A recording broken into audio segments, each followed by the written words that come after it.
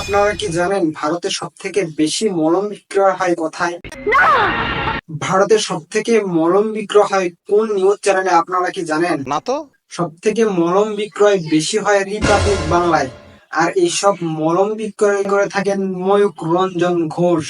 একটু খুলে বলুন। সে যেভাবে মলম বিক্রয় করে আপনার দেখে মনে হবে তার মলম চুলকানির জন্য সেরা এবং বিখ্যাত। যদি তার সেরা মলম গুলো দেখেন তাহলে তার সেরা মলম হচ্ছে এইটা, যা 8 মাসে 17 মিলিয়ন ভিউ হয়েছে। এরপরে যতগুলো মলম দেখবেন সবগুলোই হচ্ছে বাংলাদেশকে নিয়ে। সে বাংলাদেশ ছাড়া অন্য কোথাও মলম বিক্রয় করতে পারে না। তাও সত্য।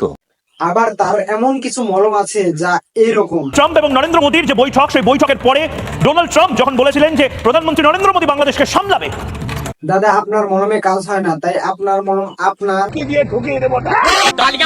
কথা বলেছিলাম চট্টগ্রাম মাঙ্গে আজাদি। চট্টগ্রামকে কেন্দ্র করে মোহাম্মদ ইউনূস সামনে দাঁড় করিয়ে তারা যে আপনাকে মলম লাগাবে বাংলাদেশি মলম, যা কেরাটা এবং অ্যামেস্টার টপের মিশ্রণে তৈরি। এখন রিপাবলিক বাংলা মলম বিক্রয় করে পাকিস্তানকে নিয়ে বাংলাদেশে। সে এখন মলম বিক্রয় করে পাকিস্তানকে নিয়ে অপারেশন সিধু। সে এত পরিমাণ অপারেশন সিধু মলম বিক্রয় করেছে যা দেখে আমি হতবাক হয়েছি।